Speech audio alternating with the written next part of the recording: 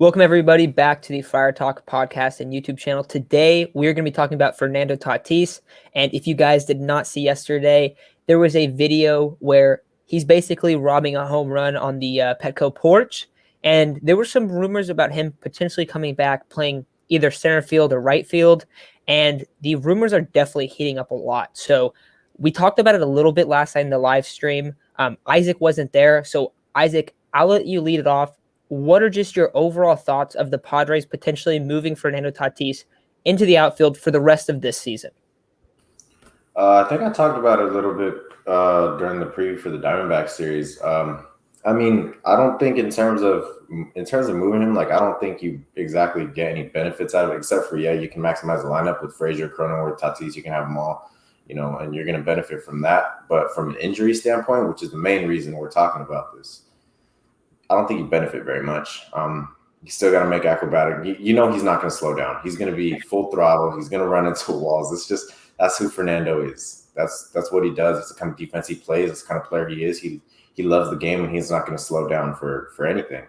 The whole point is that you're going to move a Gold Glove shortstop from last year, first team all shortstop, first team all MLB shortstop, and I guess Cronenworth has been great at shortstop. Kim has been great at shortstop. Frazier, obviously, you want to keep him.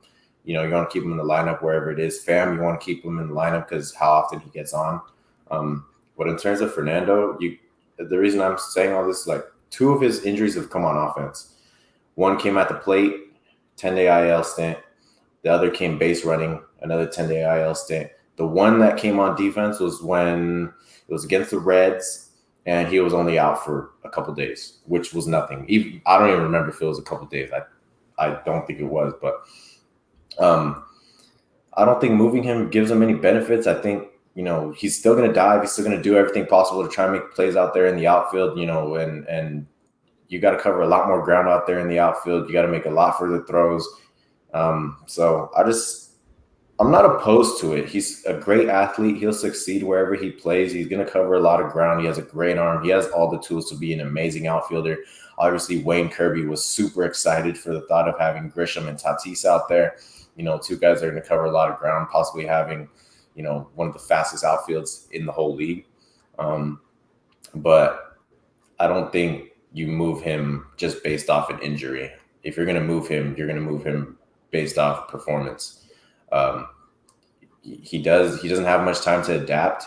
He doesn't have much time to learn Petco's outfield. He doesn't have a lot of time to do all that. So I think the best bet is to keep him at shortstop for the rest of the year. If you want to move him next year, that's fine. But I think this year you keep him at shortstop because I don't think you minimize injury risk anywhere. My thing, though, is I don't think the Padres are doing it to minimize injury risk. I think they're doing it to maximize the lineup. And putting Tatis in right field, you do, because you can keep Frazier and Cronenworth in the lineup at the same time. Because if Tatis isn't playing short, one of them is more likely sitting the bench because Eric Hosmer's not leaving first base. And then you have Will Myers in right, who has granted been struggling incredibly recently. He's been hitting the ball, but he's only going 1 for 3, and then he strikes out the rest of his at-bats. And it's just not fun to watch for the team.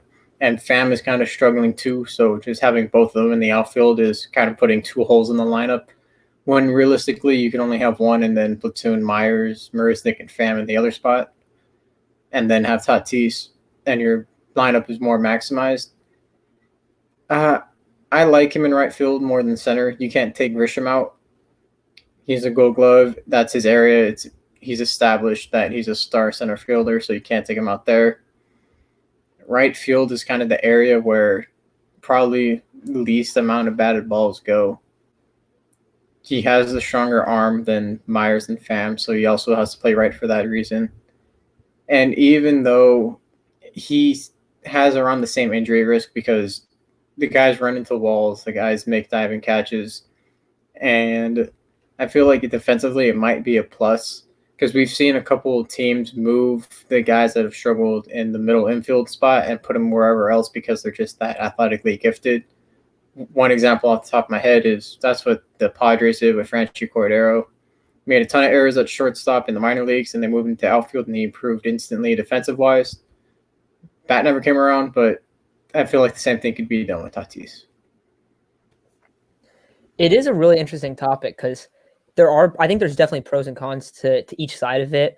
Isaac, you're a little bit more wary than I think me and Chase are in terms of like how it would affect the team. I think it's really important that you guys also brought up the lineup aspect of it because what we saw Frazier in left field, he didn't look nearly as comfortable as he did at second, and he's a very good second baseman. We've seen Jake Cronenworth can play shortstop at a very, very high level, and we all think Fernando is a Gold Glove caliber player, like you said, Isaac, and he was either all MLB first or second team at shortstop last year. I believe he was first team. So he showed that he can be a very, very good defensive player. He's definitely flashed that this year. His defensive, the outs above average, I think it is like barely negative now. And so he's been, since like that first couple weeks where he had that really rough stretch, he's actually been an above average fielding shortstop. So it hasn't been like terrible for the whole year. So if you look at the numbers and you take out that sample size where he was clearly really rusty at the position, then he's been pretty solid. Now he is leading the league in errors. We've seen that Jake is very, very reliable at shortstop. And I think a lot of the reason that he is leading the league in errors is definitely because of that shoulder injury. He hasn't really found, like, he'll like slip and do weird stuff. And it's just like he hasn't been super healthy there. And also it happened right after he came back last time from the injury. That was when it got really bad. So that could potentially happen this time if he comes back and plays shortstop. I think that's kind of a fair thing to, maybe doesn't happen, but it could happen. Where if you leave Cronenworth at shortstop, that's not going to be the case. I think Fernando in right field is a really, really good spot for him. You brought up the arm.